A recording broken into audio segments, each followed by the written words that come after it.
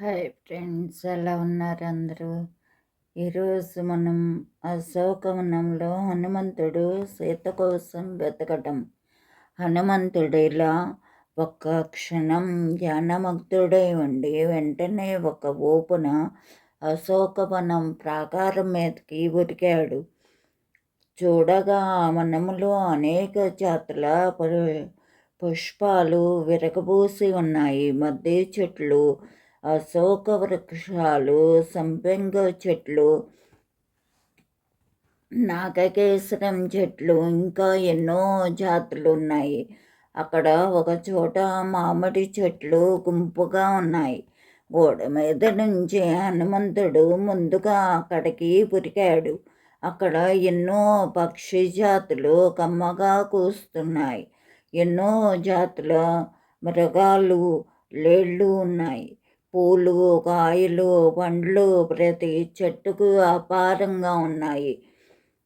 కోకిలలు పాడుతున్నాయి, తుమ్మెదలు శృతి కలుపుతున్నాయి. ఆ ప్రదేశము బాలసూర్య మండలంలాగా మిక్కిలి ప్రకాశవంతంగా ఉంది. ముందుగా అతను సీతను వెతకడానికి పిట్టలన్నిటినీ లేవగొట్టాడు. నిద్రపోతున్న ఆ పిట్టలన్నీ ఉలిక్కిపడి లేచి ఎగరడంలో వాటి రెక్కలు తగిలి ఆ చెట్ల పువ్వులెన్నో రాలాయి. అవన్నీ అతని మీద పడ్డాయి. వాటితో హనుమంతుడు ఆ అశోకవనంలో పూల పర్వతంలా ప్రకాశించాడు. ఆ పువ్వులతోనే హనుమంతుడు అలాగా తిరుగుతూ ఉండగా అలంకరించుకున్న శ్రీరత్నంలాగా శోభిల్లుతోంది. అలాగా తిరిగేటప్పుడు హనుమంతునికి తగిలి కొన్ని చెట్లు కంపించిపోయాయి. వాటి పువ్వులు, ఆకులు, కాయలు, పండ్లు రాలిపోయాయి. అవి ఓడిపోయిన జోదర్లు తమ దగ్గరున్న బట్టలు, ఆభరణాలు ఒలిచి అక్కడ పెట్టినట్లున్నాయి. కొన్ని చెట్లు గాలివాన దెబ్బతిన్న మోడులాగా అయిపోయాయి. ఆయన తోక తగిలి, చేతులు తగిలి, కాళ్ళు తగిలి ఆ వనమంతా దంతక్షతాలు, నఖక్షతాలతో జుట్టు విడిపోయిన మదవతిలాగున్నది.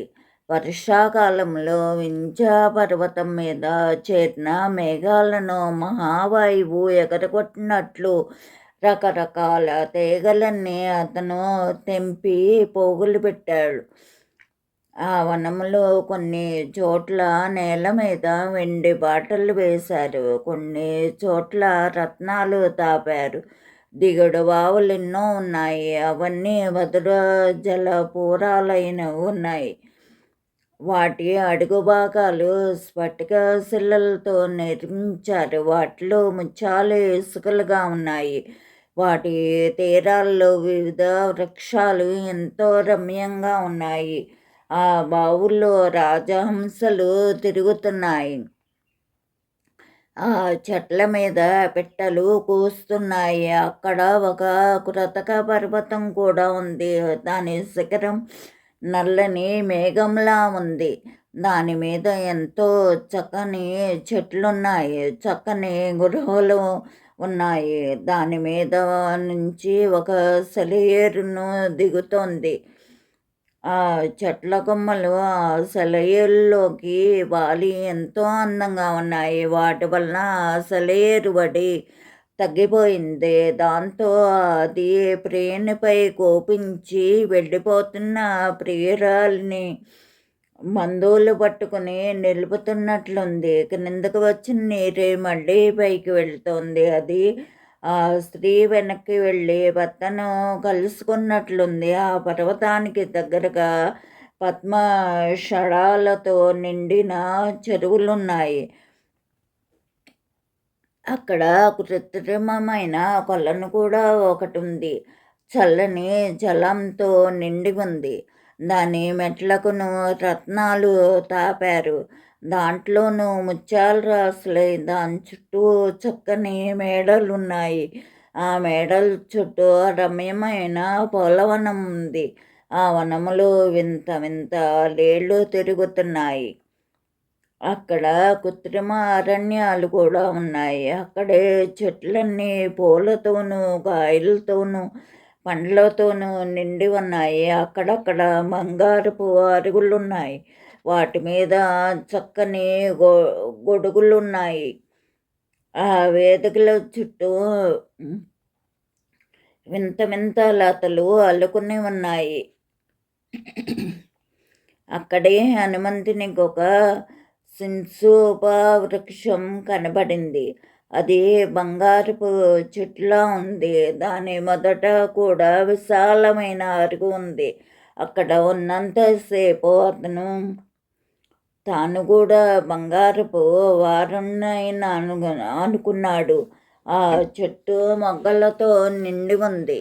అది చూసి హనుమంతుడు చాలా ఆశ్చర్యపడ్డాడు.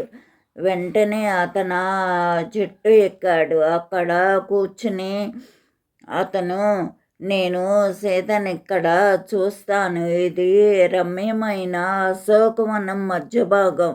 ఇక్కడ సంపంగి చెట్లు, మంచి గంధపు చెట్లు, పగడ చెట్లు ఇంత సోయగం చేకూర్చుతున్నాయి.